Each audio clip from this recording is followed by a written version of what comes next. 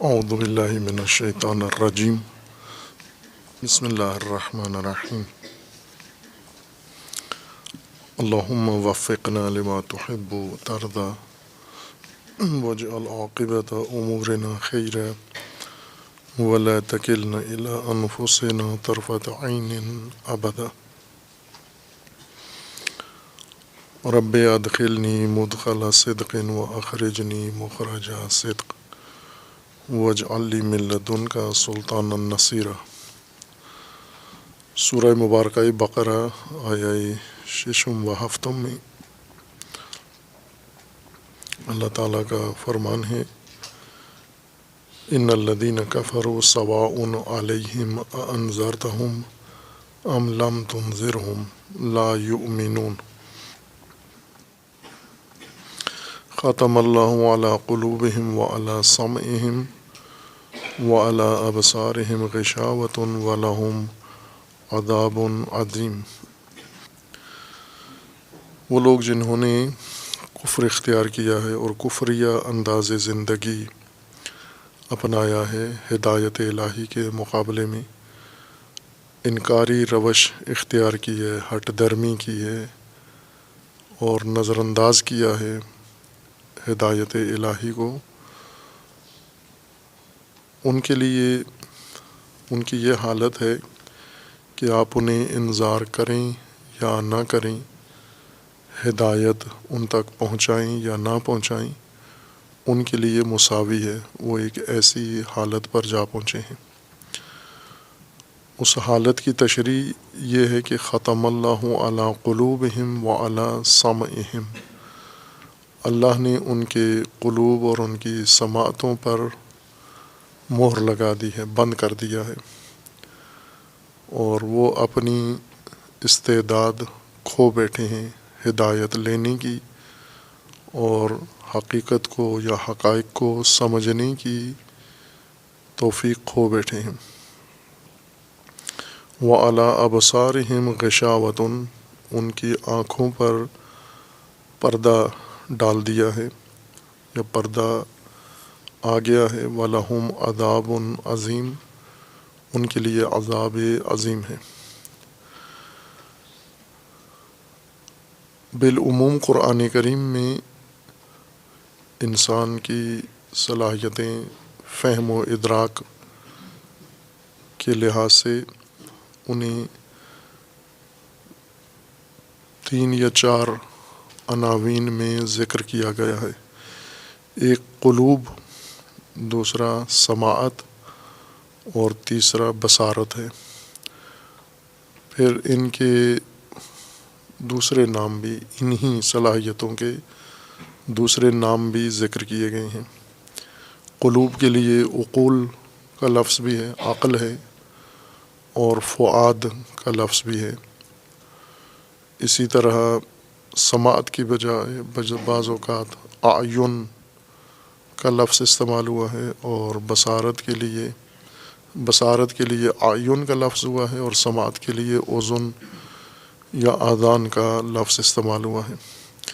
لیکن مقصود یہ ہے کہ انسان کی صلاحیتیں جو اللہ نے اسے فہم کے لیے، ادراک کے لیے، حقیقت کو سمجھنے کے لیے عطا کی ہیں، وہ یہ 3 صلاحیتیں ہیں: عقل ہے یا دل، سماعت ہے اور کان، یا بصارت ہے اور آنکھیں۔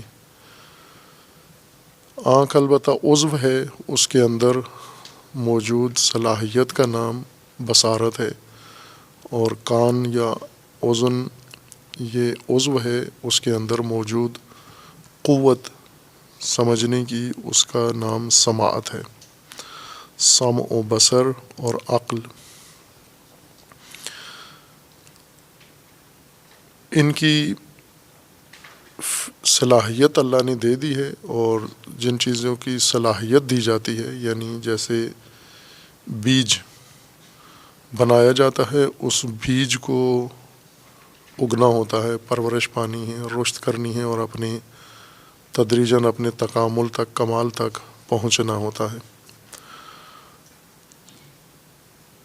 بیج دل کا یعنی قوت فہم، عقل کا بیج انسان کے اندر رکھا جاتا ہے، عقل کامل نہیں دی جاتی، یا قلب کامل پیدائش کے وقت انسان میں نہیں رکھا جاتا، بلکہ اس کی ابتدائی استعداد بیج اس کو دیا جاتا ہے، اور پھر انسان نے جہاں پر اپنی دیگر صلاحیتوں کی پرورش کرنی ہے، ان کو رشد دینی ہے، ان کی نمو انسان نے کرنی ہے، اس کے ساتھ ساتھ اپنی صلاحیت فہم کو بھی انسان نے پالنا ہے، پرورش دینا ہے، بڑھانا ہے، یعنی عقل کو بڑھانا ہے انسان نے، اور اسی طرح سماعت کو بڑھانا ہے انسان نے، اور بصارت کو بڑھانا ہے انسان نے۔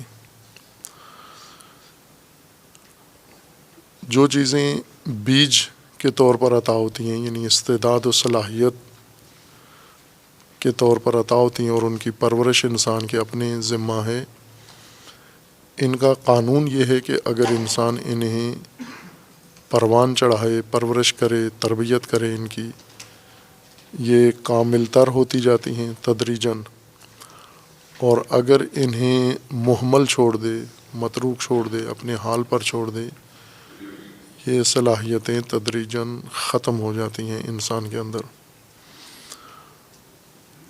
اگر یہ بڑھ جائیں صلاحیتیں تو انسان میں ایک عبقریت آ جاتی ہے، ایک نبوغ پیدا ہو جاتا ہے، سمع و بصر و قلب اگر رشد کر لیں، نمو کر لیں، اور اگر ایسی زندگی یا ماحول انسان کو ملا ہے جو صلاحیت کش ہے، استعداد کش ہے، تو یہ ساری صلاحیتیں وہاں پر مر جاتی ہیں، ختم ہو جاتی ہیں، ضعیف ہو جاتی ہیں، کمزور ہوتی ہیں، اور آخر کار مکمل طور پر نابود اور معدوم ہو جاتی ہیں، اس طرح سے کہ انسان چاہے بھی تو اب کچھ سمجھنے کے قابل نہیں ہے، نہیں سمجھ سکتا۔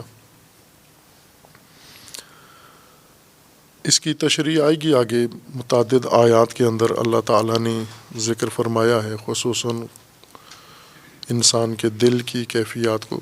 بعض آیات میں صراحت ہے کہ ان کے اندر صلاحیتیں ہیں لیکن کارآمد نہیں ہیں، اور یہ ان سے استفادہ نہیں کرتے، اور ان صلاحیتوں کو انہوں نے کمزور کر دیا ہے اور معدوم کر دیا ہے۔ جیسے اللہ تعالیٰ کا فرمانا ہے کہ ان کے دل ہیں لیکن یہ ان دلوں سے سمجھتے نہیں ہیں، تفقہ نہیں کرتے، اور ان کے کان ہیں لیکن یہ سنتے نہیں ہیں، اور ان کی بصارت ہے، آنکھیں ہیں لیکن یہ ان آنکھوں سے دیکھتے نہیں ہیں۔ پھر آگے قرآن نے ان کا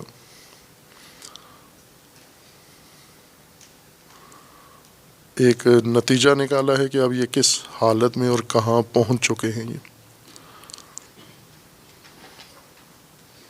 سورہ مبارکہ اعراف میں آیا 179 میں، وَلَقَدْ ذَرَأْنَا لِجَهَنَّمَ كَثِيرًا مِنَ الْجِنِّ وَالْإِنسِ لَهُمْ قُلُوبٌ لَا يَفْقَهُونَ بِهَا وَلَهُمْ أَعْيُنٌ لَا يُبْصِرُونَ بِهَا وَلَهُمْ آذَانٌ لَا يَسْمَعُونَ بِهَا أُولَئِكَ كَالْأَنْعَامِ بَلْ هُمْ أَضَلُّ أُولَئِكَ هُمُ الْغَافِلُونَ۔ خوب یہاں پر اللہ تعالیٰ کا فرمانا ہے کہ وَلَقَدْ ذَرَأْنَا لِجَهَنَّمَ كَثِيرًا مِنَ الْجِنِّ وَالْإِنسِ، ایک کثیر جمعیت، بڑی تعداد، کثرت سے جن و انس ہم نے جہنم کے لیے رکھ دیے ہیں، جہنم کے لیے ان کو آمادہ کر دیا ہے۔ یہ کون لوگ ہیں جنہیں اللہ تعالیٰ نے جہنم کے لیے مہیا کر دیا، آمادہ کر دیا ہے، یا ان کی جہنم کی خود انہوں نے تیاری کر لی ہے؟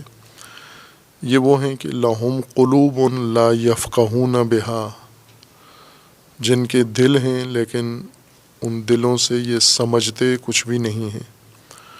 وَلَهُمْ أَعْيُنٌ لَا يُبْصِرُونَ بِهَا، ان کی آنکھیں ہیں، ان آنکھوں سے یہ دیکھتے نہیں ہیں۔ وَلَهُمْ آذَانٌ لَا يَسْمَعُونَ بِهَا، ان کے کان ہیں لیکن یہ ان کانوں سے سنتے نہیں ہیں۔ اس سے مراد وہ طبقہ نہیں ہے جن کے اعضاء ناقص ہیں کسی بیماری کے نتیجے میں یا حادثے کے نتیجے میں، بلکہ مراد وہ ہے جن کے یہ ادراکی قوتیں اور ادراکی اعضاء سارے سالم ہیں، انہیں کوئی بیماری نہیں ہے، کوئی حادثہ ان کے ساتھ نہیں ہوا، دل ہیں لیکن سمجھتے نہیں ہیں، یعنی عقل ہے ان کے اندر، اس عقل نے سمجھنا چھوڑ دیا ہے، سمجھنے کی صلاحیت ان کی عقل میں اور دل میں مر گئی ہے۔ اور ان کی آنکھیں ہیں لیکن یہ ان آنکھوں سے دیکھتے نہیں ہیں، اور ان کے کان ہیں لیکن یہ ان کانوں سے استفادہ نہیں کرتے اور سنتے نہیں ہیں۔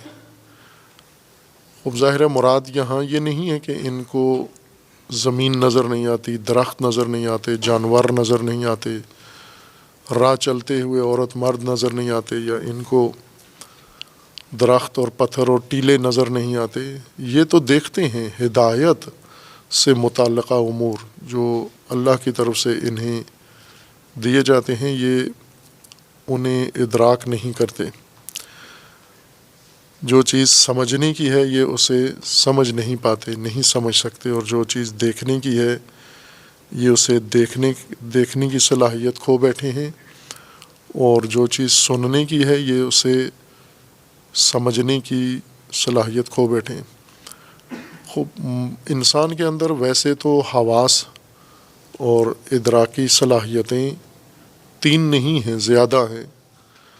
جیسے عقل انسان کی باطنی صلاحیت ہے، لیکن تنہا عقل نہیں ہے، عقل کے علاوہ انسان کے اندر اور بھی صلاحیتیں ہیں، لیکن وہ ساری قلب ہی کہلاتی ہیں۔ یہاں پر ان سب کو دل ہی کہا گیا ہے کہ یہ دل ہے، یعنی باطنی صلاحیتیں اور بھی ہیں انسان کے اندر۔ اسی طرح ظاہری حواس انسان کے وہ جو شناختہ شدہ ہیں، جن سے عموماً آشنا ہیں ہم، وہ 5 ہیں، لیکن 5 سے زیادہ ہیں ظاہری حواس جن کی مدد سے انسان محسوس چیزوں کو دیکھتا ہے، غیر محسوسات کو عقل کے ذریعے اور باطنی صلاحیتوں اور قوتوں کے ذریعے دیکھتا ہے، مادی اور محسوس اور جسمانی امور کو حواس کے ذریعے دیکھتا ہے۔ وہ حواس 5 ہیں، گنے جاتے ہیں، لیکن ان 5 میں جو بیشتر ہدایت کے لیے مورد استفادہ قرار پاتے ہیں وہ 2 ہیں۔ باقی 3 حصے انسان استفادہ کرتا ہے، جیسے چھونے کی حس ہے، چکھنے کی حس ہے اور سونگھنے کی حس ہے، لیکن یہ 3 حصے ہدایت کے لیے استعمال نہیں ہوتی۔ ہدایت کے لیے جو چیزیں استعمال ہوتی ہیں وہ ہے مشاہدہ، دیکھنا اور سننا، واعظ، نصیحت، تذکر، اور ہدایت سننا ہے، سماعت، سن کے کچھ چیز حاصل کرنا یا دیکھ کر کسی چیز سے عبرت حاصل کرنا یا نتیجہ لینا۔ عموماً لوگ جنہیں قرآن نے یہاں پر نتیجے کے طور پر کہا ہے کہ اولئک کالانعام، یہ انسانی مقام سے گر کر پست ہو کر حیوانی درجے پر آ گئے ہیں، مویشیوں کی طرح ہو گئے ہیں۔ یعنی مویشی بھی کھاتے ہیں، چرتے ہیں، چگتے ہیں، ہوس رانی کرتے ہیں، شہوت رانی کرتے ہیں، بچے پیدا کرتے ہیں، سردی سے بھاگتے ہیں، گرمی سے بھاگتے ہیں، خطرات سے اپنے آپ کو محفوظ رکھتے ہیں۔ یہ جانوروں کی زندگی ہے جو انسان گزار رہا ہے، لیکن اگر جانور کو کچھ سمجھانا چاہیں سمجھ نہیں سکتا، جانور کو آپ ہدایت کا کوئی منظر دکھانا چاہیں وہ دیکھ نہیں سکتا، اور اسی طرح جانور کو اگر کچھ سنانا چاہیں وہ سن نہیں سکتا، لیکن باقی اس کے اندر جو قابلیتیں، صلاحیتیں اللہ نے رکھی ہیں وہ چل رہی ہیں، لہٰذا ایسا انسان جانور ہے یا مویشی کی سطح کا انسان ہے، مقام انسانیت سے نیچے آ گیا ہے۔ انسان وہ ہے جس کے اندر سوچنے سمجھنے کی صلاحیتیں ہوں، اور وہ سوچے بھی اور سمجھے بھی، تفقع بھی کرے۔ لہم قلوب لا یفقہون بہا، اور یہ مویشی ہیں بلکہ ازل ہیں، مویشیوں سے بھی زیادہ گئے گزرے ہیں، چونکہ مویشی پھر اپنی دی ہوئی صلاحیتوں کے مطابق جو اسے کرنا ہوتا ہے، اس کے اندر بھی دو طرح کی صلاحیتیں ہیں مویشیوں کے اندر۔ کچھ چیزیں ایسی ہیں جن کی مدد سے وہ سمجھتا ہے، اور کچھ اس کے اندر طاقتیں قوتیں ایسی ہیں جن کی مدد سے وہ حرکت کرتا ہے، عمل کرتا ہے، اور وہ دونوں مویشی کے اندر موجود ہوں تو مویشی صحیح اور سالم ہے، وہ معیوب مویشی نہیں ہے جو یہ دونوں کام کرتا ہو۔ انسان کو اللہ تعالیٰ نے جو صلاحیتیں دی ہیں اور وہ کھو بیٹھے، وہ مویشی سے بھی بدتر ہے انسان، یعنی جو مویشی اپنی صلاحیتوں سے قابلیتوں سے فائدہ اٹھاتا ہے، یہ وہ بھی نہیں کرتا۔ اولئک هم الغافلون، یہ غافل لوگ ہیں۔ انہیں اس سے پہلے والی آیت میں ہے من یہد اللہ فہو المہتدی ومن یضلل فاولئک هم الخاسرون، اللہ جنہیں ہدایت کر دیتا ہے وہی ہدایت یافتہ ہیں، اور جنہیں اللہ اضلال کرتا ہے، گمراہ کر دیتا ہے، یہ خسارے میں ہیں۔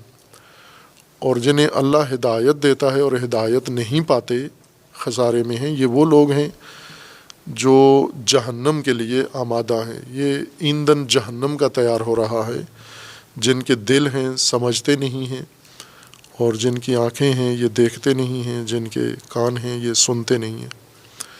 بلا تکلف اللہ تعالیٰ نے انہیں ان کی اوقات بتا دی ہے۔ ہم تکلف کرتے ہیں، ہم جانوروں کو بھی انسان سمجھتے ہیں، ہم مویشیوں کی سطح پہ گئے ہوئے یا ان سے بھی نیچے اترے ہوئے لوگوں کو بھی ہم انسانی رویہ ان کے ساتھ رکھتے ہیں، اور چونکہ ایک حد تک جب ہم اللہ تعالیٰ کے قائم کیے ہوئے معیارات کے مطابق نہ زندگی گزاریں تو یہ کافرانہ انداز ہوتا ہے کہ بعض اوقات مومن بھی ترجیح دیتا ہے مصلحتوں کی خاطر کافرانہ انداز اختیار کرے، یعنی چشم پوشی کرے، نظر انداز کرے، انکار کرے، ہٹ درمی کرے، اور کچھ امور کو پائمال کر کے زندگی گزارے اور دوسروں کی طرح زندگی گزارے۔ ان میں سے ایک عمل یہ ہے کہ ہم جنہیں قرآن کہہ رہا ہے یہ چوپایوں کی طرح ہے، مویشی ہیں، ہمارے نزدیک یہ بھی انسان ہیں، یہ بھی قابل احترام ہیں، یہ بھی انسانیت کی بنیاد پر ان کا بھی سارے حقوق ان کو ملنے چاہیے۔ اگر قرآنی تقسیم کے مطابق ہم جائیں، یعنی قرآن نے جو جامعہ شناسی معاشرہ شناسی کرائی ہے ہمیں، یہ ایک معاشرتی انحطاط ہے جو کسی معاشرے میں پیدا ہوتا ہے کہ جو قوم بے شعور ہو جائے، نہ سمجھتی ہو، نہ دیکھتی ہو، نہ سنتی ہو، یعنی نہ نصیحت سنتی ہو، نہ واعظ سنتی ہو، نہ عبرت دیکھتی ہو، اور نہ ہدایت دیکھتی ہو، اور نہ حقیقت کو سمجھتی ہو، بے شعور قوم، یہ مویشیوں کی طرح ہے۔ خوب ہم غور کریں کہ آج کیا ہے، یہ حالت ہے انسانوں کی۔ ان کثیرا وَلَقَدْ ذَرَأْنَا لِجَهَنَّمَ كَثِيرًا مِنَ الْجِنِّ وَالْإِنسِ، ایک کثرت، اکثریت جنوں کی اور انسانوں کی جہنم کے لیے تیاریاں کر رہی ہے۔ ہم نے ان کو جہنم کے لیے رکھ دیا ہے، علیحدہ کر دیا ہے، جہنمی گروہ تیار ہو رہا ہے۔ کیسے تیاری کر رہے ہیں؟ سنتے نہیں ہیں، سمجھتے نہیں ہیں، دیکھتے نہیں ہیں، یہی جہنمی ہیں۔ اور یوں نہیں کہ انہیں وہاں سے جہنم دوسری طرف سے صلے میں ملے گی، یہاں کے اعمال کے نتیجے میں جہنم ہوگی، خود انہی اعمال کا نتیجہ جہنم ہے، یہی خود جہنم کے لیے آمادگی ظاہر کر رہے ہیں۔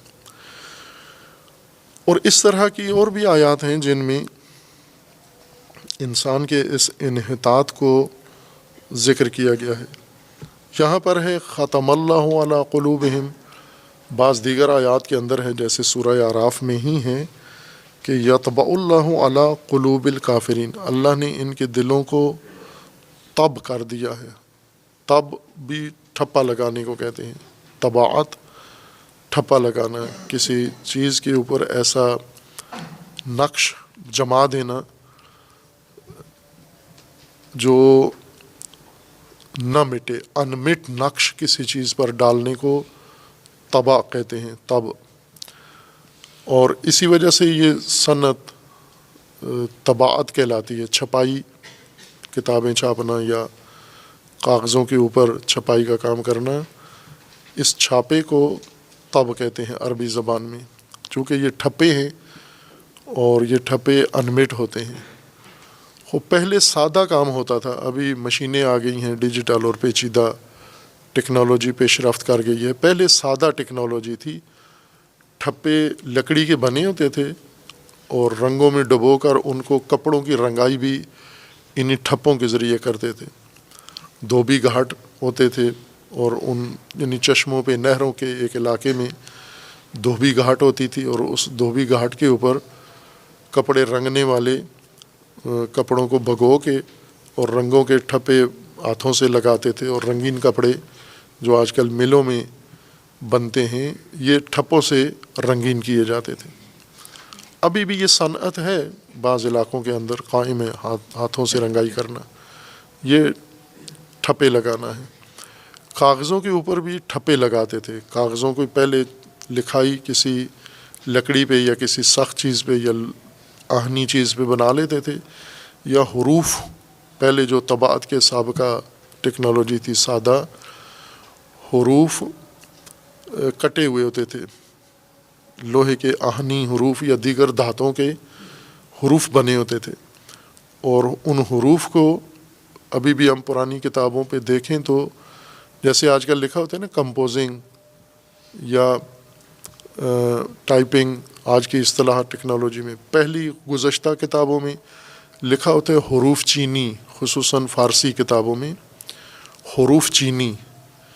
یعنی یہ کتاب چھپی ہے تو ایک مؤلف ہے کتاب کا اور ایک حروف چین ہے کتاب کا. حروف چین جس نے کتاب کے صفحے کے مطابق اس فرمے میں حروف چنے ہیں اور حروف کی چنائی کر کے لگا کے اس ٹھپے کو تیار کیا ہے. وہ ٹھپا پھر مشین میں فٹ کر کے یا ہاتھ سے ہی وہ ٹھپا لگاتے تھے تو وہ پوری عبارت کتاب کے اوپر چھپ جاتی تھی. ابھی یہی کام ہوتا ہے، ابھی بھی ٹھپا لگاتے ہیں لیکن آٹومیٹک مشینیں کرتی ہیں یہی کام، اور حروف چینی کے بجائے وہ حروف ٹائپ ہوتے ہیں، ڈیجیٹل فارمیٹ میں ٹائپ ہوتے ہیں. یہی کام کتابوں کے علاوہ بھی کیا جاتا تھا. مثلا کسی چیز کو جب بند کرنا ہوتا تھا تو اس کے اوپر ٹھپا لگا دیتے تھے. ٹھپا وہ نقش ہوتا ہے برجستہ جو انمٹ ہوتا ہے، لہٰذا مہر کو بھی ٹھپا کہتے تھے کہ مہر رنگ میں لگا کر نقش کو جو بنا ہوا انگوٹھی پہ یا کسی اور شے پہ اسے رنگ میں ڈبو کر اسے کاغذ پہ یا متعلقہ سند پہ لگا دیتے تھے، یہ ٹھپا لگ جاتا تھا. اور یہی کام کرتے تھے جو بستہ بندی کرتے ہیں، مثلا بوریوں کے اندر کوئی چیز باندھتے ہیں یا کپڑے کے اندر کوئی چیز لپیٹ کے اس کو ہدیہ یا تحفہ کے طور پر بیچتے ہیں. جیسے خط کسی لفافے میں ڈال کر اس کے اوپر اس کو بند کر دیتے ہیں اور بند کر کے اس کے اوپر ٹھپا لگا دیتے ہیں کہ یہ علامت ہے اس خط کو کھولا نہیں ہے کسی نے. اگر ٹھپا اترا ہوا ہو تو پتہ چلتا ہے کسی نے کھولا ہے. اسی طرح اگر کوئی چیزیں قیمتی ہیں، بنڈل بناتے تھے، کوئی باندھتے تھے اور اس کے اوپر رسی باندھتے یا کپڑا چڑھاتے، اس کے اوپر بھی یہ موم کے اوپر ٹھپا لگا دیتے تھے. اس کو طباعت کہتے تھے. دلوں کے لیے بھی قرآن کریم نے یہی لفظ استعمال کیا، ایک خاتمہ ہے اور ایک طبعہ ہے، کہ اللہ تعالیٰ نے دلوں کو ختم بھی کر دیا ہے، یعنی بند کر دیا ہے، مہر لگا دی ہے ان کے اوپر، اور ان کے اوپر ٹھپا لگا دیا ہے. دونوں کنائے ہیں، تعبیریں ہیں صلاحیت کے مرنے سے، کہ صلاحیتیں مر گئی ہیں اور ختم ہو گئی ہیں انسانوں کی. اس کے علاوہ دلوں کے لیے اور فراوان قلوب کے لیے کیفیات قرآن نے ذکر کی ہیں. جیسے دل مریض ہو جاتے ہیں، دل میں اکنہ پردے آ جاتے ہیں، دل میں رین آ جاتا ہے، میل آ جاتی ہے، اور دل میں تالے پڑ جاتے ہیں. یہ وہ ساری حالات ہیں انسانی فہم کی. یہ سارے عوارض مختلف شکلوں میں انسان کے اوپر طاری ہوتے رہتے ہیں. اور یوں نہیں کہ یہ دوسروں کے بارے میں، یہ ہمارے بارے میں قرآن ذکر کر رہے ہیں. ہم اگر اپنی قلوب کی طرف نگاہ کریں تو مبتلا ہیں. مثلا ابھی ہم درس پڑھ رہے ہیں، درس سمجھ میں نہیں آتا. یہ جو نہیں سمجھ میں آتا تو اس کا مطلب یہی ہے، یا ختم اللہ علی قلوب ہے، یا طبع اللہ ہے، یا اس دل کے اوپر کوئی تالا پڑ گیا ہے، یا اس دل کے اوپر زنگ جم گیا ہے. یہ قرآن نے جو مختلف کیفیات ذکر کی ہیں وہ ساری ایک ایک کر کے اپنے دل میں تلاش کریں کہ اس وقت دل میں تالا پڑا ہوا ہے، یا اس کو زنگ لگ گیا ہے، یا اس پہ ٹھپا لگ گیا ہے، یا وہ مقصود یہ ہے کہ وہ قابلیت، صلاحیت میں نے خود ضائع کر دی ہے. اپنے دل کا، عقل کا، اپنی فراست کا دھیان نہیں رکھا، پرورش نہیں کی، نمو نہیں دی، بڑھایا نہیں ہے اس کو، لہٰذا وہ کمزور پڑ کے، ماند پڑ کے مر گئی ہے وہ. خوب، اس کے اگلے حصے میں ہے کہ ان ادراکی قوتوں میں سے ایک تو سماعت قلب ہے، اور دوسرا بصارت ہے اور سماعت ہے. بصارت کے بارے میں علیحدہ سے ذکر کیا گیا ہے. پردہ، سماعتوں کے اوپر پردے، سماعتوں کے اوپر مور لگ گئی ہے، دلوں کے اوپر، اور آنکھوں کے اوپر پردہ ڈال دیا گیا ہے. غشاوہ، غشاوہ غاشیہ، غشیہ کی جمع ہے. غشاوہ پردے کو کہتے ہیں، لیکن نہ ہر پردہ جو جیسے دیوار کے آگے لٹکا دیا جاتا ہے کھڑکی دروازے میں، یا لوگ خواتین جو پردہ کرتی ہیں، اوڑھ لیتی ہیں پردے کے لیے، ان کو غشاوہ نہیں کہتے. غشاوہ اس پردے کو کہتے ہیں، اس کپڑے کو کہتے ہیں جو کپڑا ہو یا کپڑے کے علاوہ کوئی چیز ہو جو مکمل طور پر ہر طرف سے شے کو ڈھانپ لے، ہر طرف سے چھا جائے اس کے اوپر، اس طرح سے اس کو لپیٹ میں لے لے کہ یہ اندازہ بھی نہ ہو کہ اس کے نیچے کیا چیز ہے. بعض اوقات جیسے خواتین اگر برقع اوڑھتی ہیں، چادر اوڑھتی ہیں، تو بائیں کے نظر نہیں آتی، یعنی ان کا جسم نظر نہیں آتا، لیکن یہ اندازہ ہو جاتا ہے کہ کوئی خاتون ہے، کوئی عورت ہے. اس لیے یہ غاشیہ نہیں ہے. غاشیہ اس پردے کو کہتے ہیں جو بالکل چھا کے چھپا دے اس چیز کو، اندازہ بھی نہ ہونے دے کہ اس کے نیچے ہے کیا.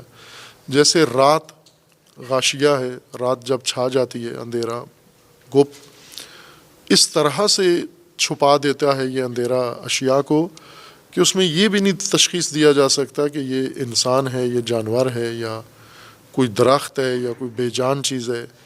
یہ بھی اندازہ نہیں ہوتا. اس طرح سے ڈھانپ لیتا ہے، چھپا لیتا ہے، اس کے اندام چھپا لیتا ہے، اس کا جسم چھپا لیتا ہے، اس کا چہرہ چھپا لیتا ہے، اس کے نشیب و فراز چھپا لیتا ہے، اس کی پیمائش چھپا لیتا ہے، اس کی قد و قامت چھپا لیتا ہے، اس کی ہر جسامت کا ہر پہلو چھپا لیتا ہے.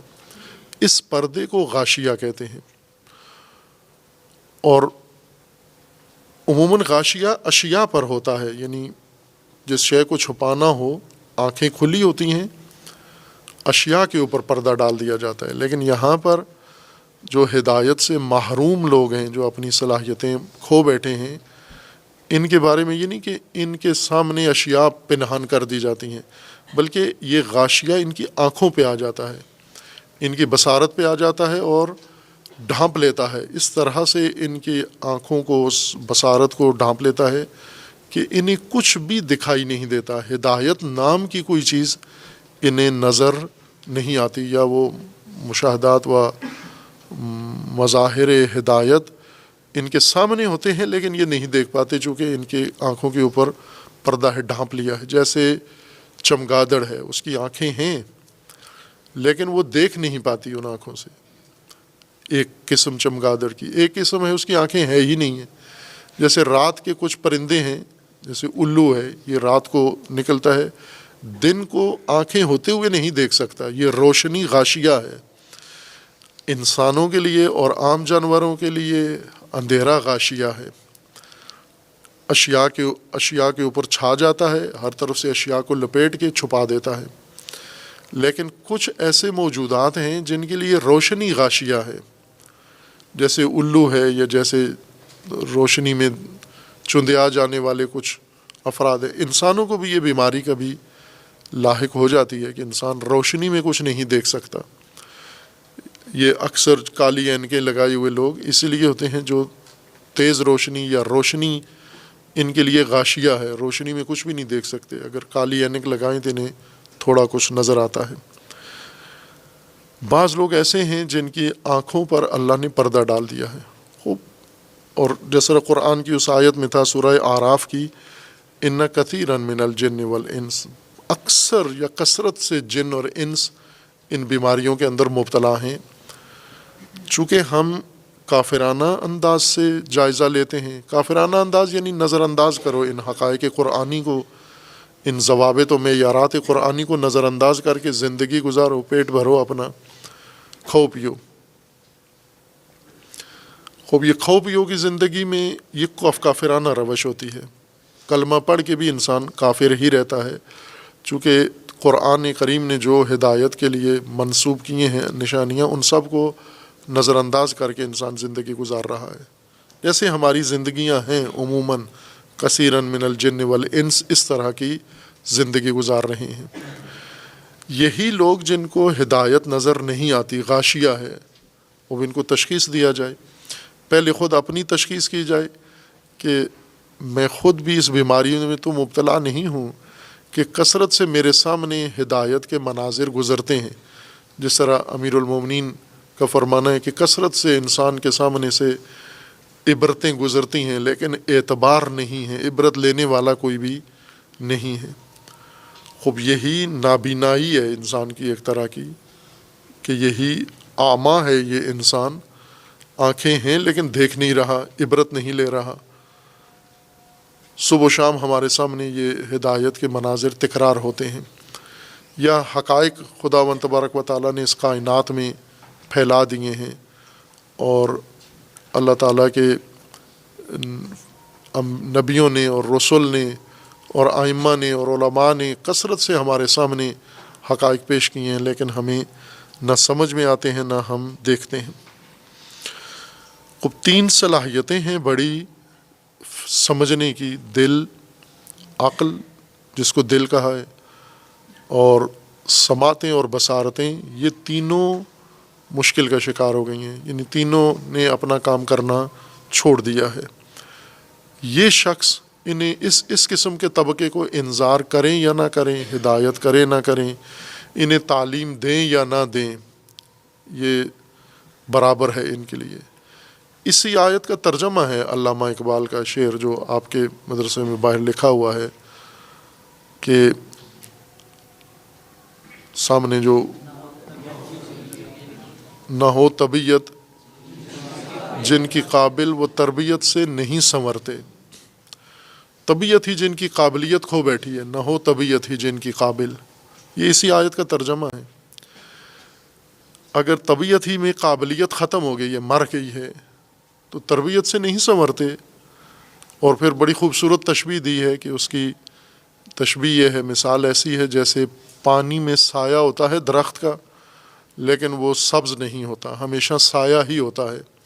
نہر کے کنارے خشکی پہ درخت ہے، وہ سبز ہے، سایہ پانی میں پڑا ہوتا ہے، نہر کے اندر سایہ ہوتا ہے درخت کا، لیکن وہ کالا ہی رہتا ہے، چونکہ سایہ پانی سے سبز ہونے کی قابلیت نہیں رکھتا۔ اسی طرح انسان مراکز تربیت میں، مدارس کے اندر، حوزہ علمیہ کے اندر، اسکولوں کے اندر، دانشگاہوں کے اندر، یا تربیتی ماحول کے اندر، مساجد کے اندر موجود ہوتے ہیں، مجالس کے اندر کثرت سے لوگ موجود ہوتے ہیں۔ اول اگر ان میں تربیت ہوتی نہیں ہے، اگر ہو تو وہ سامنے بیٹھے ہوئے قابل نہیں ہیں، وہ سائے ہیں جو پانی میں پڑے ہوئے ہیں، پانی بہہ رہا ہے صاف و شفاف، یہ سائے اسی طرح سے کالے اور سیاہ ہیں، ظلمانی ہیں۔ وَلَهُمْ عَذَابٌ عظیم، ان کے لیے عذاب ہے، عظیم عذاب ہے۔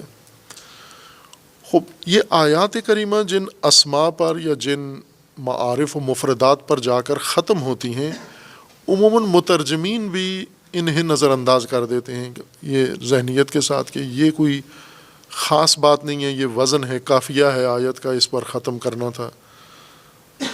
تو عموماً تفسیر میں بھی نہیں آتی یہ چیزیں، ترجموں میں بھی ان کا مطلب بیان نہیں ہوتا، اور تفاسیر میں بھی اکثر مفسرین بھی ان کو نظر انداز کر جاتے ہیں، جبکہ یہ کلیدی الفاظ ہوتے ہیں. ہدایت کے بنیادی الفاظ یہ ہوتے ہیں جن پر آیات کریمہ جا کر منتہی ہوتی ہیں. جیسے یہاں ایک وعید ہے کہ ان کے لیے عذاب ہے اور عظیم ہے. عذاب عربی لفظ ہے اور اس کے معانی میں کم الفاظ ایسے ہیں جہاں ائمہ لغت بھی مشوش ہو گئے ہیں.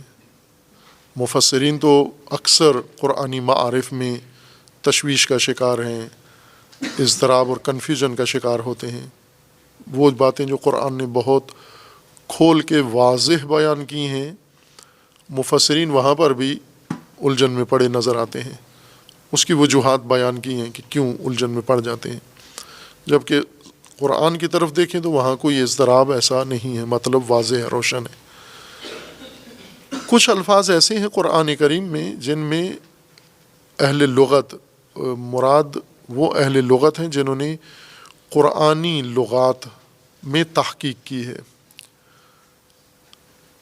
اور لغات قرآن انہوں نے تدوین کی ہے. بہت اعلیٰ کام کیا ہے، بہت بنیادی کام کیا ہے. ہر چند ہمارے مترجمین اور ہمارے مفسرین کو فرصت نہیں ہے کہ ان لغت کی کتابوں کی طرف رجوع کریں اور معانی کو سمجھ کر لغات قرآن سے پھر ترجمے کریں اور تفاسیر لکھیں. ظاہر ہے اس کے لیے وقت چاہیے ہوتا ہے، محنت چاہیے ہوتی ہے، تھکن والا کام ہے جو عموماً نہیں کرتے. بعض ایسے ہیں جنہوں نے لغات کی کتابیں لکھی ہیں، پھر تفسیر بھی لکھی ہے. جب تفسیر لکھی ہے تو وہ لغت بھول گئے ہیں وہاں. عموماً جیسے اور شعبوں میں ایسے ہوتا ہے، جیسے ادبیات پڑھتے ہیں علماء، صرف و نحو پڑھتے ہیں. یہ صرف و نحو جب قرآن و حدیث میں جاتے ہیں بھول جاتے ہیں اس کے سارے قاعدے. اور اسی طرح اصول فقہ پڑھتے ہیں، جب فقہ میں پہنچتے ہیں اصول فقہ مکمل فراموش ہوتا ہے. وہاں قاعدہ اصولیہ بہت قلیل فقہا، بہت قلیل قواعد اصول کے تطبیق کرتے ہیں فقہ کے اندر جا کر، ورنہ فقہ ساری اہل حدیث کی طرح ہیں. فقہا جب علم اصول پڑھاتے ہیں تو اصولی ہوتے ہیں، جب فقہ میں جاتے ہیں وہاں پر اخباری ہو جاتے ہیں. اخباری یعنی روایات لے کر ان روایات کو ہی ترجمے کر کے اور روایات کو ہی جوڑ کے فتاویٰ دے دینا. وہاں اصول بھولے ہوئے ہوتے ہیں کہ یہ اصول تو ہم وہاں پڑھ آئے تھے، قاعدہ بنا آئے تھے، اس قاعدے کی تطبیق کا میدان ابھی آیا ہے یہاں پر، وہ کام نہیں کرتے. اس لیے ترجموں میں اور تفسیروں میں یہ مفردات عموماً نظر انداز شدہ ہوتے ہیں کہ عذاب، عظیم، یہ کیا الفاظ ہیں. عموماً عام لوگ بھی سمجھتے ہیں کہ یہ تو واضح ہیں، ان میں تو کوئی مطلب ایسا ہے نہیں. عذاب عربی زبان کا لفظ عذب، عین زال بے، اور اس کے متعدد اور متضاد معانی ہیں. عذب میٹھے کو بھی کہتے ہیں، جیسا خود قرآن کریم نے ذکر کیا ہے کہ یہ پانی میٹھا ہے، ماء عذب، میٹھے پانی کو بھی عذب کہتے ہیں. اسی طرح غیر شادی شدہ فرد کو بھی عذب کہتے ہیں، جس نے شادی نہ کی ہوئی ہو، متأہل نہ ہوا ہو، یہ عذب ہے.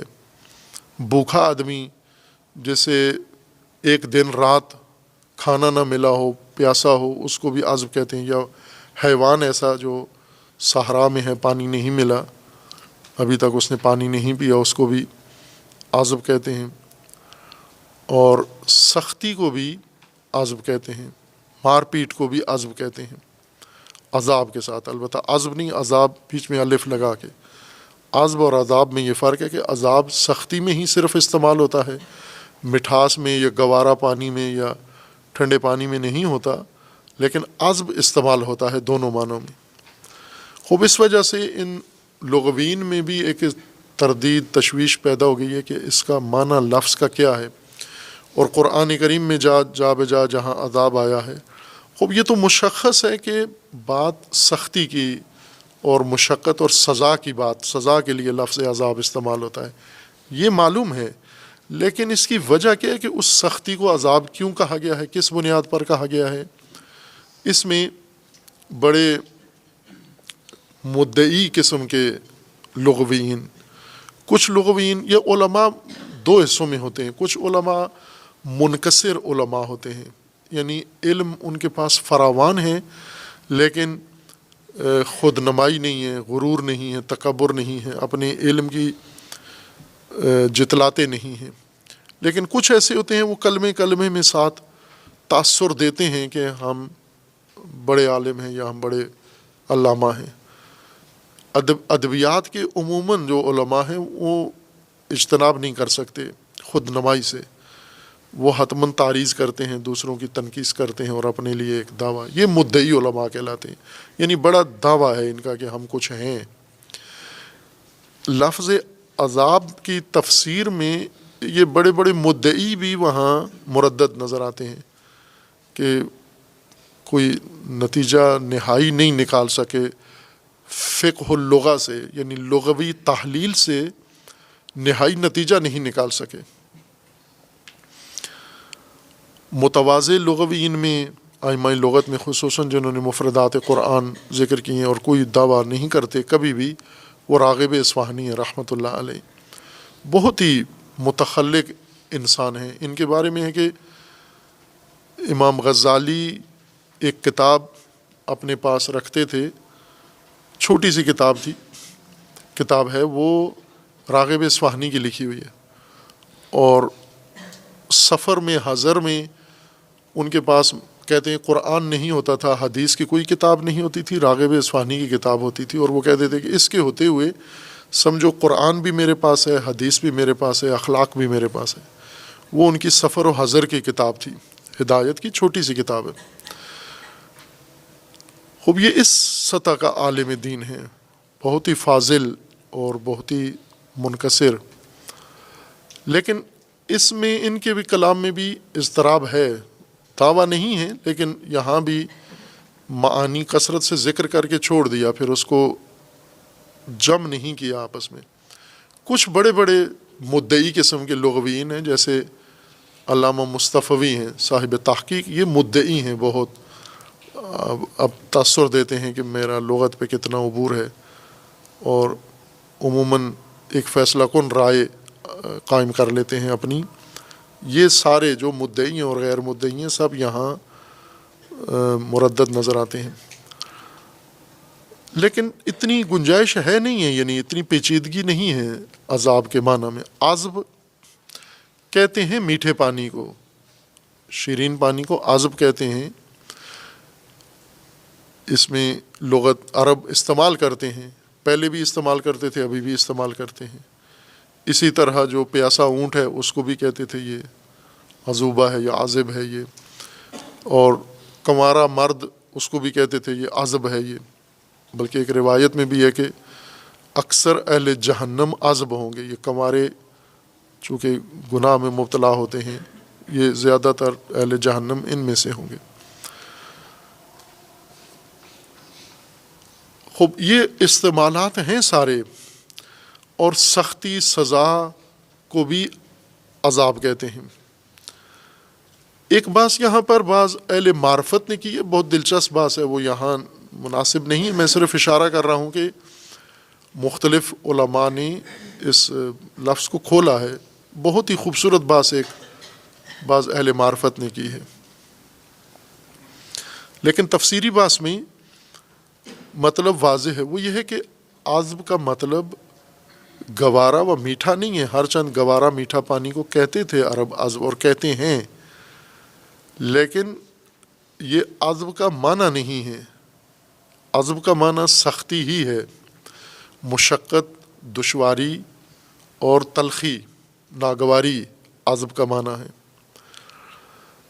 تو میٹھے پانی کو کیوں عذب کہتے ہیں؟ چونکہ عربوں کے ہاں میٹھا پانی حاصل کرنا اور میٹھے پانی تک پہنچنا، گوارا پانی تک، یہ سختیوں میں ہوتا تھا، ممکن تھا، آسانی سے انہیں میٹھا پانی میسر نہیں تھا۔ کنواں کھودتے تھے، کھارا پانی نکلتا تھا، ان کے چشموں میں اکثر کھارا پانی، صحرا میں نمکیات زیادہ ہوتی ہیں، صحراؤں میں اکثر کھارا پانی ہوتا ہے۔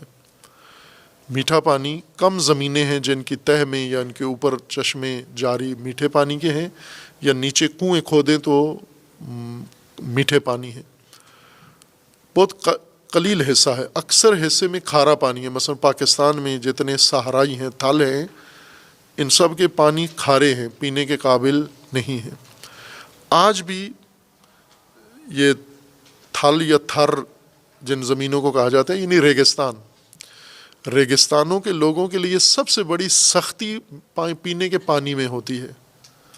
پینے کا پانی بہت دور سے ان کو لانا پڑتا ہے، سروں پہ اٹھا کے لاتے ہیں، جانوروں پہ لاد کے لاتے ہیں۔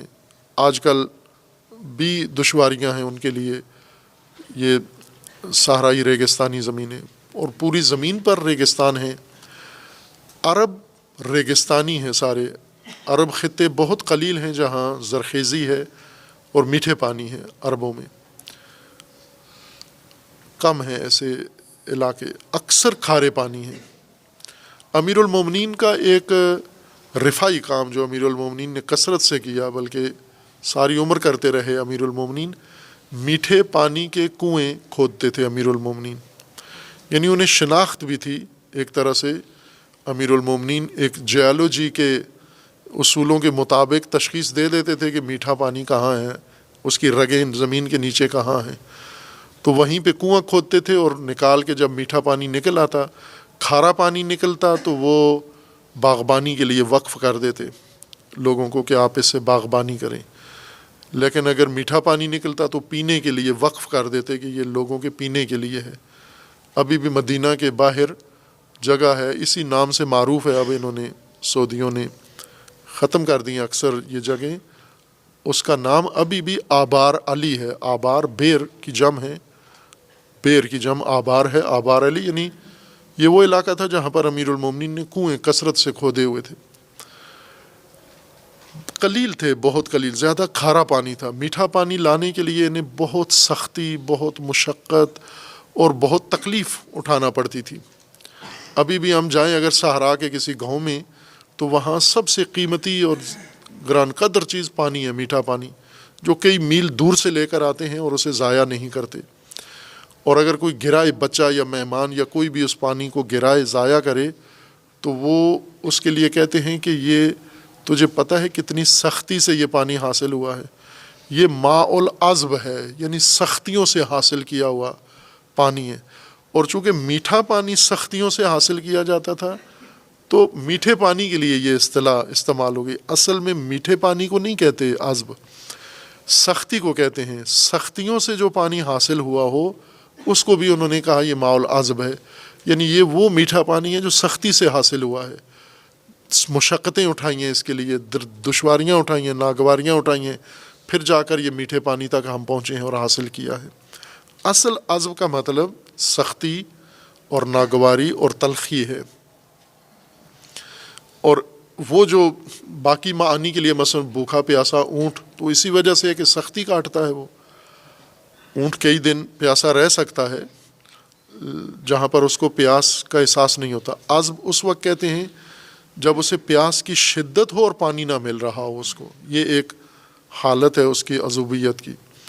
یا اس غیر شادی شدہ کو عذب کیوں کہتے ہیں؟ نہ چھڑا ہونے کی وجہ سے، سختی کی وجہ سے، مشقت کی وجہ سے، خصوصاً اگر باحیا ہو، باحیا آدمی جوان ہو، شادی نہ ہو، تو وہ ایک بہت کرب میں رہ رہا ہوتا ہے، دباؤ میں رہ رہا ہوتا ہے۔ ایک طرف سے اپنی عفت اور حیا کو محفوظ رکھتا ہے، اپنی عصمت کو محفوظ رکھتا ہے، دوسری طرف سے اپنے جسمانی تقاضے ہیں اس کے اندر، تو یہ ایک شکنجے میں رہتا ہے۔ شادی کرتا ہے تو اس عذاب سے اس کو نجات ملتی ہے۔ اس وجہ سے اس چھڑے کو، کنوارے کو بھی عذب کہتے ہیں، چونکہ سختی کی زندگی ہے، سہولت کی زندگی نہیں ہے۔ ویسے شادی کر کے اس کو پتہ چلتا ہے کہ وہ زیادہ، وہ سختی اچھی تھی اس سختی سے جو شادی کر کے اس کو حاصل ہوئی ہے۔ لیکن سختی کی وجہ سے ہی اس کو بھی عذب کہتے ہیں۔ جتنی بھی موارد استعمال ذکر کیے گئے ہیں وہ سب نہایتاً سختی کا لازمہ ہے یا سختی کا نتیجہ ہے یا سختی ہی سے مربوط کوئی مطلب ہے، اس کو بے شک شیرین چیز ہے، میٹھی چیز ہے، لیکن سختی سے چونکہ حاصل ہوتی ہے اس وجہ سے اس کو عذب کہتے ہیں۔ وہ میٹھا پانی جو سختی کے بغیر مل گیا ہو، جیسے یہاں آپ کو مل گیا، لاہور میں ہے، اسلام آباد میں ہے، پاکستان کے اکثر شہروں میں میٹھا پانی لوگوں کو میسر ہے، اس لیے ضائع بھی کرتے ہیں، قدردان بھی نہیں ہے۔ یہ عذب نہیں ہے، چونکہ سختی انہوں نے اس کے لیے برداشت نہیں کی، آسانی سے ان کی زمینوں میں نکلا ہوا ہے، کنویں لگائے ہوئے ہیں، ٹیوب ویل لگائے ہوئے ہیں۔ لیکن جن علاقوں میں نایاب ہے میٹھا پانی، کھارا پانی ہے سارا، وہاں یہ عذب، ماء العذب کہلاتا ہے یہ۔ خوب، اس کے لیے اللہ تعالیٰ نے ذکر فرمایا کہ یہ جو صلاحیتیں کھو بیٹھے ہیں، ان کے ساتھ ہوگا کیا، ان کا انجام کیا ہے، نہائی انجام کیا ہوگا ان کا۔ خوب، ایک تو یہاں دنیا میں ہے کہ ہدایت سے محروم ہے، یہ ختم اللہ علی قلوبہم، یہ خود ایک عذاب ہے، یہ ایک سزا ہے، یہ اپنی صلاحیتیں کھو بیٹھے ہیں، ہدایت سے محروم ہیں، کل انعام ہیں، یہی کہ انسانیت سے گر کے جانوروں کے درجے پر آ گئے ہیں، تو یہی سب سے بڑا عذاب تو یہ ہے ان کے لیے۔ ایک عذاب وہ ہے جس کو اخروی عذاب کہا گیا ہے، یہ ان کا انجام ہے، نہایت ان کی یہ عذاب ہے۔ یعنی دراصل صلاحیتیں مار کے زندگی گزارنا، جانوروں کی طرز کی زندگی گزارنا، آخرت کی سختی اپنے ہاتھوں سے ایجاد کرنے کے برابر ہے۔ سختی، وہ سختی جس میں انسان نے جا کر پڑنا ہے۔ یہ بات ہمارے ذہنوں میں ہے کہ ہم آخرت کو دنیا پر قیاس کرتے ہیں، جیسے یہاں پر اچھا کام کرتے ہیں تو اس کے بدلے میں ہمیں کچھ ملتا ہے، بدلے میں کوئی اور چیز، کام کی نوعیت کچھ اور ہوتی ہے، بدلے کی نوعیت کچھ اور ہوتی ہے۔ جیسے مثلا ملازمین ہیں، یہ دن بھر کام کرتے ہیں، لیبر ہیں، مستری ہیں، دیواریں بناتے ہیں، کام کرتے ہیں، آخر میں ان کو پیسے ملتے ہیں نوٹ کی شکل میں۔ تو کام اور ہے، دیوار سازی ہے، اور صلہ پیسہ ہے، نوٹ ہے، تو ان میں آپس میں کوئی تناسب نہیں ہے سوائے اس کے کہ اس کے بدلے میں، اس کام کے بدلے میں اس کو مل رہا ہے۔ آخرت کو ہم نے اس طرح سے ذہن میں پکایا ہوا ہے، بلکہ ہمیں سمجھایا یہی گیا ہے، تبلیغ و تعلیم و تفسیر و تشریح میں آخرت اسی طرح سے وضاحت کی گئی ہے کہ بدلہ ملے گا، وہاں بدلے میں کچھ ملے گا۔ قرآن کا فرمان ہے کہ نہ، بدلہ نہیں ہے، کسی چیز کا بدلہ نہیں وہاں ملے گا، ہر چیز خود وہاں پر نتیجہ بنے گی۔ جیسے ایک مستری ہے، دیوار بنائی ہے اس نے، یہ دیوار بنا کے گھر بنا دیا، یہ گھر ہی اس کو دے دیا جائے، جو اس نے خود بنایا ہے، یہ اسی کی چابی اس کو دے دی جائے گی کہ یہ تو نے، یہ تیرا صلہ ہے۔ کیا ہے صلہ؟ جو بنایا ہے وہی تیرا صلہ ہے۔ ایک شخص ایک گاڑی بناتا ہے، جب بنا کے فارغ ہوتا ہے اس کو چابی دے دیجیے، یہ گاڑی تیری ہے، یہ تو نے بنائی ہے، تیرے لیے ہے، یہ خود جو اس نے بنایا ہے وہی صلہ بن جاتا ہے، وہی نتیجہ بن جاتا ہے۔ اسی طرح عذاب بھی ہے، عذاب بدلے میں نہیں ہے۔ جیسے یہاں دنیا میں انسان ایک غلطی کرتا ہے، بدلے میں اس کو جیل میں ڈال دیتے ہیں، اس کے بدلے میں اس کو ڈنڈے مارتے ہیں، اس کو ضرب و شتم کرتے ہیں، اس کو سزائے موت دیتے ہیں، یہ بدلے کا عمل ہے۔ بدلے میں ایک اور عمل سزا کے طور پر اس کے اوپر تھوپا جاتا ہے۔ قرآن کریم نے جس عذاب کا کہا ہے، یہ خود یہ زندگی کافرانہ، یہ ہٹ درمی کی زندگی، یہ نظر انداز کر دینے والی زندگی، صلاحیتیں مار دینے والی زندگی اور قابلیتیں ڈبونے والی زندگی، اس کا نتیجہ خود یہی زندگی جو گزار رہے ہو، یہی عذاب ہے تمہارے لیے، خود یہی عذاب ہوگا تمہارے لیے۔ اور وہ عذاب کتنا ہوگا؟ عظیم ہوگا وہ عذاب۔ عظیم عموماً ہم اس کو بڑا مانا کرتے ہیں، بڑا عذاب، عظیم عظمت، بڑے چیز کو کہتے ہیں، بہت عظیم پہاڑ ہیں، بہت عظیم آسمان ہے، عظیم کائنات ہے، عظیم شخصیت ہے، عظیم کام ہے۔ یہ عظمت اردو میں بڑے کے معنی میں استعمال کرتے ہیں۔ عربی میں عظمت کا مطلب بڑا نہیں ہے، عظمت کا عظم اصل میں ہڈی کو کہتے ہیں عربی زبان میں، ہڈی، انسان کی، حیوان کی ہڈی۔ جسم ہمارا دو حصوں پر مشتمل ہے، ہڈیاں ہیں اور گوشت ہے اور پوست ہے، چمڑا ہے اور رگیں ہیں، باقی وہ گوشت ہی شمار کر لیں، ہڈیاں اور گوشت، وہ باقی ساری تفصیل گوشت کہہ لیں آپ اس کو۔ آئے دن جانور کاٹتے ہیں تو آپ ہڈی اس کی نکالتے ہیں، تو ہڈی کے اندر ایک سختی ہوتی ہے، صلابت ہوتی ہے، اور انسان کا جسم ہڈی کے ذریعے قائم ہوتا ہے۔ ہڈی نکال دیں تو یہ سانپ کی طرح، کیڑے کی طرح نیچے گر جائے گا انسان، رسی کی طرح، کوئی ہاتھ پاؤں ہلانے، یہ انگلیاں جو چلتی ہیں ہڈیوں کی وجہ سے ہیں، ہاتھ اٹھتے ہیں ہڈیوں کی وجہ سے ہیں، یہ اصل ہڈیاں ہیں جو بنیاد ہیں، جسم کا جو ڈھانچہ ہے وہ ہڈیوں سے بنا ہوا ہے۔ ہڈی سخت چیز ہوتی ہے اور بنیادی چیز ہوتی ہے، یہ اس کے اوپر گوشت چڑھا ہوا ہوتا ہے، وہ نرم ہوتا ہے، گوشت میں نرمی ہے، باقی سارا جسم کے حصے نرم ہیں، تنہا چیز سخت جو جس کے اوپر دار و مدار ہے، جس کی وجہ سے انسان کھڑا ہوتا ہے، کام کرتا ہے، بھاری کام کرتا ہے، وزنی کام کرتا ہے، بڑے سخت کام انسان کرتا ہے، یہ سب ہڈیوں کا کمال ہے۔ ہڈیاں اگر نکل جائیں، باقی پٹھے ہیں، باقی رگیں ہیں، باقی گوشت ہے، وہ جس طرح سے خالی جا کے کسائی کی دکان سے گوشت خریدتے ہیں، یہ اسی کی مانند ہے۔ خود ہلنے کروٹ بھی نہیں لے سکتا انسان اگر اس کی ہڈیاں نہ ہوں، نہ سر کی ہڈی ہو، نہ بازوؤں کی ہڈی ہو، نہ ٹانگوں کی ہڈیاں ہوں، وہ فرض کریں کیا انسان ہوگا وہ۔ یہ عزم انسانی جثے میں جو کردار رکھتی ہے وہ ہے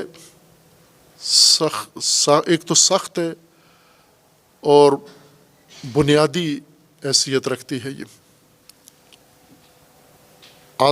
عظیم ہڈی سے، عزم سے نکلے، عزم ہڈی کو کہتے ہیں، اور اس کے مقابلے میں ہے حقیر، لغتاً عزم، اس کے مقابلے حقر۔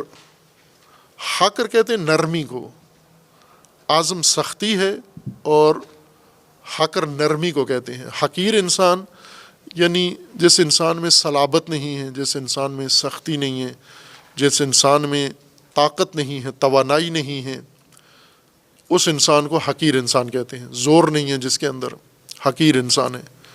مثلا مالی طور پر زور نہیں ہے، سماجی طور پر اس کے اندر کوئی زور طاقت نہیں ہے، عزت نہیں ہے، حقیر پست ذلیل انسان کہلاتے ہیں۔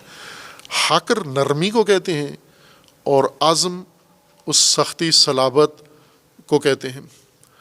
اللہ تعالیٰ نے ان کے لیے جو سختیاں، عذاب کہا ہے کہ یہ عذاب تمہیں ملے گا آخرت میں، تمہارے ہی اعمال کا نتیجہ عذاب ہے، یہ صلاحیتیں جو مار رہے ہو، اس کے نتیجے میں تمہیں ایک سختی ناگواری سزا ہے تمہارے لیے، وہ سزا، یہی اعمال ہی تمہارے سزا ہیں، لیکن اس کی خصوصیت یہ ہے کہ وہ عظیم عذاب ہے، وہ یعنی نرم عذاب نہیں ہے، وہ جس طرح ہڈیوں میں صلابت ہے وہ اس طرح کی سختی ہے، نہ کہ نرم قسم کی سختی ہوگی۔ عموماً ہم یہاں مثلا بے نظمی کی جب کرتے ہیں، طالب علم بے نظمی کرتے ہیں تو کس امید پر بے نظمی کرتے ہیں کہ اوپر جو ناظم ہے وہ رحم دل ہے، وہ نظر انداز کر دیتے ہو۔ جس طرح لاہور کے ٹریفک وارڈن ہیں، ٹریفک ادھر پھنسی ہوتی ہے، وہ ادھر دیکھنا شروع کر دیتے ہیں تاکہ خود بھی آرام سے رہیں، ٹریفک بھی، ڈرائیور بھی، نہ ان کو تکلیف ہو نہ ہمیں تکلیف ہو۔ یہاں جو نظم ہم قائم کرتے ہیں وہ اس طرح سے ہوتا ہے کہ شور کہیں اور ہوتا ہے، ناظم کہیں اور کھڑا ہوا ہوتا ہے، کسی اور کام میں مصروف ہوتا ہے۔ یہ ہمارے ذہن میں ہے کہ اس کام کے بدلے میں جو ہمیں سزا ملے گی وہ نرم سی، تھوڑی سی، حقیر سی، قابل برداشت ہوگی۔ جب قرآن کہتا ہے کہ عظیم ہوگی، یعنی ہڈی کی طرح سخت ہوگی، وہ اس کے اندر سختی ہوگی، وہ برداشت والی نہیں ہوگی۔ یہ نہ ذہن میں رکھو کہ وہ نرم سزا ہوگی، قابل تحمل ہوگی۔ عذاب سختی ہے، وہ سختی کتنی اس کے اندر سختی ہوگی اور صلابت ہوگی، ہڈی کی طرح عظیم ہوگی۔ یہ جو بڑے لوگوں کو کہا جاتا ہے نا عظیم شخصیت ہیں، یہ بھی عزم کی وجہ سے کہا جاتا ہے، چونکہ عزم میں سختی ہے، صلابت ہے، تو عظیم آدمی، ہم تو ویسے پاکستان میں سارے عظیم ہیں، جتنے ذلیل ہیں، حقیر ہیں، خوار لوگ ہیں، سارے عظیم لوگ ہیں ہمارے، لیکن لغتاً عربی میں لغت کے لحاظ سے دیکھیں عظیم کون ہیں؟ جو مضبوط فکر والے ہیں، مضبوط کردار والے ہیں، اور بڑے مضبوط مقصد والے ہیں، مضبوط ارادے والے. سب سے بڑی عظمت ارادے میں، عزم سختی ہے نا، ہڈی، اور ارادہ اگر ہڈی کی طرح ہو جائے، نہ کہ چمڑے کی طرح ہو جائے یا اوجری کی طرح ہو جائے، بلکہ ارادہ انسان کا ہڈی کی طرح سخت ہو جائے. جس طرح ہڈی ٹوٹتی نہیں آسانی سے، ارادہ بھی نہیں ٹوٹتا. جو ارادے ٹوٹ جاتے ہیں یہ حقیر ہیں، یہ لوگ بھی حقیر ہیں. یا اسی طرح جو ہمت ہے، بڑی بلند ہمت رکھتا ہے، یہ عظیم لوگ ہیں. عظمت وہ سختی خاص شے کی جو اس کے اندر ٹوٹنے کا تصور نہ ہو، یا جو ناشکن ہو. ناشکن صلابت کو عزم اور عظمت کہتے ہیں. خوب یہ سختیاں جو اللہ نے ان کے لیے وعید دیا ہے، وعدہ دیا ہے کہ آپ کو آخرت میں ان بے صلاحیت لوگوں کو، ان ختم اللہ علی قلوبہم کو، جن کے لیے انذار اور عدم انذار مساوی ہے، ہدایت و عدم ہدایت مساوی ہے، ان کا انجام اس طرح کا عذاب اور سختی ہوگی، اٹل، مضبوط اور ناشکن. یعنی وہ سختی نرم نہیں ہوگی، اس میں کسی قسم کی نرمی کی گنجائش نہیں ہوگی. عذاب عظیم یہ ہوگا. خوب اس کے بعد پھر قرآن ایک اور طبقے کی طرف، متقین کے بعد الذین کفروا، اور اس کے بعد وَمِنَ النَّاسِ مَن يَقُولُ آمَنَّا بِاللَّهِ وَبِالْيَوْمِ الْآخِرِ وَمَا هُمْ بِمُؤْمِنِينَ. دعوے دار ایمان کے، بے ایمان لوگ جو ایمان کے دعوے دار ہیں، مومن نہیں ہیں، مومن بنے ہوئے ہیں، ان کی طرف قرآن آتا ہے کہ ان کی کیا کیفیت ہے. اسے بعد میں بیان کریں گے. وصلی اللہ علی محمد.